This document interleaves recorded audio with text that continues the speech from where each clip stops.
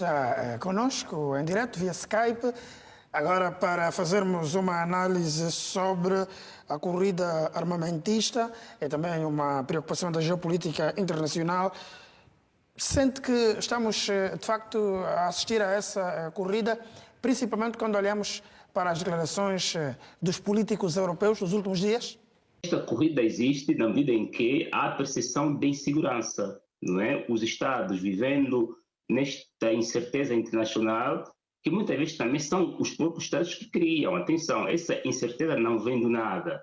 É uma criação que pode ser artificial, mas para atingir um fim estratégico, não é? Então, havendo esta sensação de insegurança internacional, os Estados se armam aos dentes para garantirem a segurança nacional, não é? Mas também este rearmamento internacional é fruto do desmantelamento daquela arquitetura securitária que vigorou durante a Guerra Fria entre a União Soviética e os Estados Unidos, que eram os Estados quase diretores, né? Usando as palavras do professor Almeida Henriques, eram os Estados diretores do sistema internacional durante a Guerra Fria.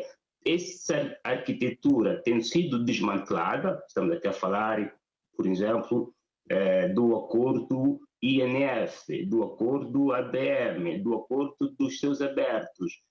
O único acordo em vigor é o chamado New START, que vai caducar em fevereiro do ano que vem. Não se sabe se a Rússia e os Estados Unidos vão renovar este acordo. Então, tendo havido esse desmantelamento internacional da arquitetura securitária internacional, é normal que os Estados não tenham mais garantias de paz perpétua, como sonhava Kant. E qual é o paradoxo disso? É que, se é verdade que no sistema bipolar era a Rússia, era a União Soviética e os Estados Unidos que podiam definir os parâmetros de rearmamento entre a paz e a segurança, hoje, neste mundo atipicamente multipolar, outros Estados tinham que ser adicionados às conversas para a construção de uma nova arquitetura internacional. Esta arquitetura não está a ser construída. Por exemplo, alguns Estados se refutam em participarem de acordos de limitação de uso de armas nucleares.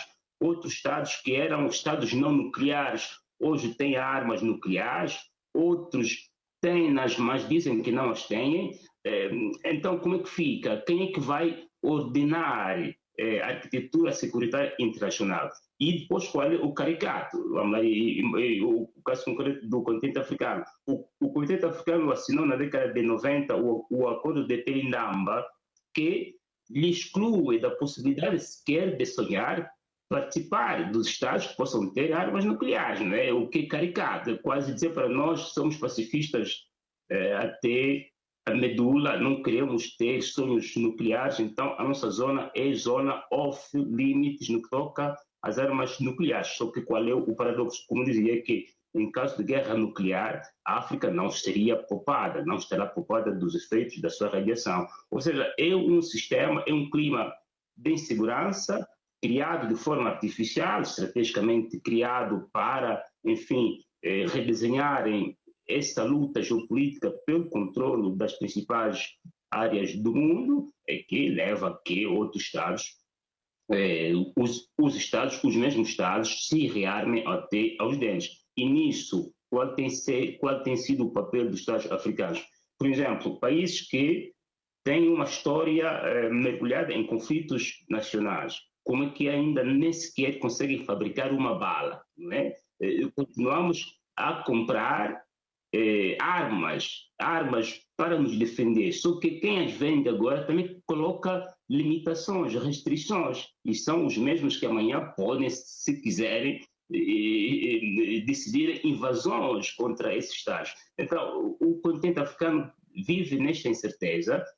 Os Estados africanos, mesmo com a experiência de guerra civil, não produzem sequer fardamento, então estão à mercê, diga-se, da boa vontade dos Estados maiores do sistema internacional. E isso talvez explique o facto de que a única arma que esses Estados têm para se defenderem é a diplomacia multipolar, não é? É por isso que vocês veem, por exemplo, alguns presidentes que participam muitas vezes desses eventos internacionais, não fazem porque querem estar ali, fazem porque é o único modo que têm para se tutelarem dos eventuais riscos à sua sobrevivência enquanto Estado no sistema internacional. Então, a corrida ao armamento existe e vai continuar a existir se não houver acordos internacionais para uma nova arquitetura securitária internacional. E também porque há uma redução até das próprias avenidas da neutralidade. Né? Aqui se falou no início do Catar que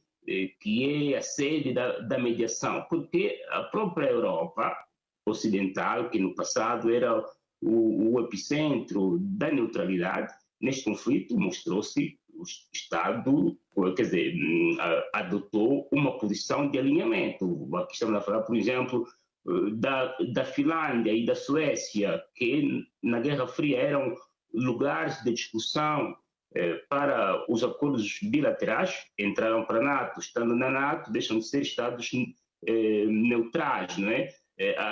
A Suíça é o único que ficou, mas também, de certa forma, terá aderido às sanções. Então, qual é o destino disto tudo? São os países periféricos, entre aspas, do sistema internacional, como foi desenhado no pós-Segunda Guerra Mundial. Né? Então, vão para Catar, não fazem em África, porque a África é essa dispersão. Né? Quem poderia, em África, assumir o papel do centro gravitacional para o pacifismo internacional, se não há instituições, né? Não há teóricos que estudem a paz, que sejam defensores do pacifismo internacional.